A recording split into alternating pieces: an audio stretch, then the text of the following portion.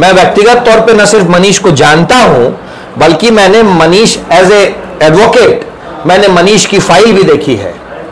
मैं एक वकील की तरह बहुत स्पष्ट शब्दों में पंकज जी आपको बता देता हूं कि सरकार की एजेंसियां कुछ भी प्रूफ नहीं कर पाएंगी। मनीष कश्यप ने कहा था कि ये वीडियो आ रहा है जिसमें लग रहा है कि तमिलनाडु में बिहारियों के ऊपर अत्याचार हो रहा है, और तेजस्वी यादव जी आप इसकी जांच करा लीजिए। इतना कहते ही उन पर जो है वो बुरी तरीके से उनको केस में फंसाया गया। उसके बाद तमिलनाडु की स्टालिन सरकार ने उन पर क्या किया वो भी आप देख ही रहे हैं। नमस्कार, मैं हूं एसके पंकज और इस वक्त मैं हूं भारतीय जनता पार्टी के बिहार प्रदेश कार्यालय में, और मेरे साथ है भाजपा के बिहार प्रदेश प्रवक्ता कुंतल कृष्ण जी। तो ये सर जो है सीनियर भी हैं, AOR यानी advocate on record in supreme court है। तो एक अधिवक्ता की बात आज एक अधिवक्ता से हो रही है और एक पत्रकार की बात एक भाजपाई से हो रही है। तो सबसे पहले सर मैं आपसे ये पूछना चाहता हूं और कहना चाहता हूं कि पत्रकारों के हिस्से की लड़ाई आप कब लड़ रहे हैं सर? आप मनीष कश्यप से मिले हैं कि नहीं, सो पहले बताइए आप सर। हाँ, मैं व्यक्तिगत तौर पे मनीष को जानता हूं। मैं व्यक्तिगत तौर पे न सिर्फ मनीष को जानता हूं, बल्कि मैंने मनीष एज ए एडवोकेट, मैंने मनीष की फाइल भी देखी है। मैं एक वकील की तरह बहुत स्पष्ट शब्दों में पंकज जी आपको बता देता हूं कि सरकार की एजेंसियां कुछ भी प्रूफ नहीं कर पाएंगी।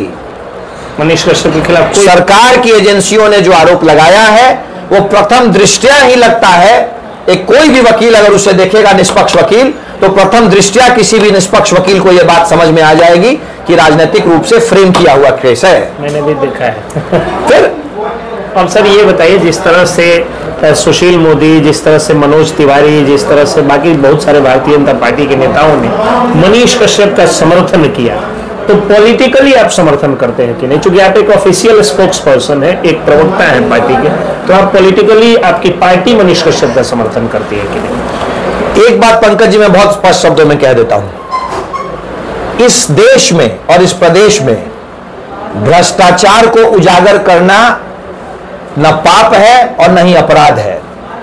भारतवर्ष में सनातन की बात करना न पाप है न अपराध है, और युवाओं के पक्ष में आवाज उठाना न पाप है न अपराध है।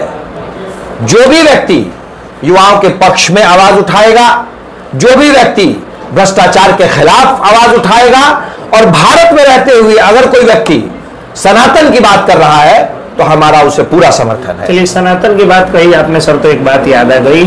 मनीष कश्यप ने कहा था कि ये वीडियो आ रहा है जिसमें लग रहा है कि तमिलनाडु में बिहारियों के ऊपर अत्याचार हो रहा है, और तेजस्वी यादव जी आप इसकी जांच करा लीजिए। इतना कहते ही उन पर जो है वो बुरी तरीके से उनको केस में फंसाया गया। उसके बाद तमिलनाडु की स्टालिन सरकार ने उन पर क्या किया वो भी आप देख ही रहे हैं, मतलब एनए से लगा दिया।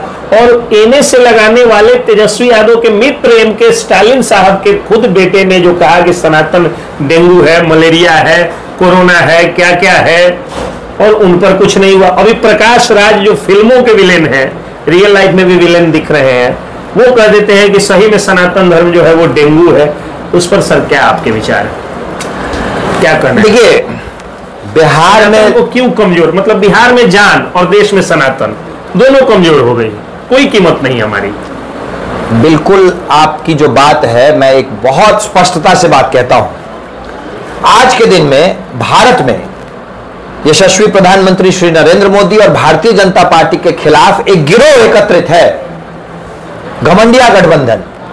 उस गिरोह का सिर्फ और सिर्फ जो बेस है वो तुष्टीकरण की राजनीति है, और इनके एकत्रित होने का इकलौता कारण है अपने और अपने परिवार के भ्रष्टाचार को बचाना, और इन्होंने जो अलग अलग जगह पे लोकतंत्र को मार करके राजतंत्र की एक व्यवस्था बनानी शुरू की है, उस राजतंत्र की व्यवस्था को बचाना। सिर्फ और सिर्फ यही दो कारण है, तुष्टीकरण की राजनीति और अपने परिवार को बचाना। इसीलिए यह घमंडिया गिरोह एकत्रित है। इस घमंडिया गिरोह के लोग, आज मैं सुन रहा था थोड़ी देर पहले, जदयू के प्रवक्ता हैं नीरज कुमार जी, उन्होंने कहा कि अपवाद है। भाई नीरज से मैं कहना चाहता हूं कि अगर ये सारी चीजें अपवाद हैं तो वो सनातन के खिलाफ हो रहे अनर्गल प्रलाप का खुल करके क्यों नहीं विरोध करते हैं? सही बात। उन्होंने कहा कि साहब उनका मानना है कि घमंडिया गठबंधन सर्वधर्म समभाव में विश्वास रखता है। क्या सर्व धर्म संभाव का मतलब होता है कि सनातन के खिलाफ अनर्गल प्रलाप, सनातन के खिलाफ ऐसी बातें जो सनातनियों को बुरी लगे? आप क्यों ऐसी बातों को प्रश्रय दे रहे हैं? लालू यादव क्यों इनके स्टालिन के बेटे की बात पे मौन है? मौन सुकृतिम लक्षणम। बिहार में तुष्टीकरण की राजनीति करने के कारण लालू यादव मौन है और सनातन के खिलाफ बोले जाने वाली बातों को उनका मौन समर्थन है, क्योंकि उससे उनकी तुष्टीकरण की राजनीति होती है। दाढ़ी टोपी वाले वोटों को वो चाहते हैं कि उनके साथ रहें। दाढ़ी टोपी वाले वोटरों को तुष्टीकरण करने के लिए वो सनातन के खिलाफ बोले जाने वाले वचनों के साथ मौन समर्थन में खड़े हैं। मैं बहुत स्पष्ट रूप से कहता हूं।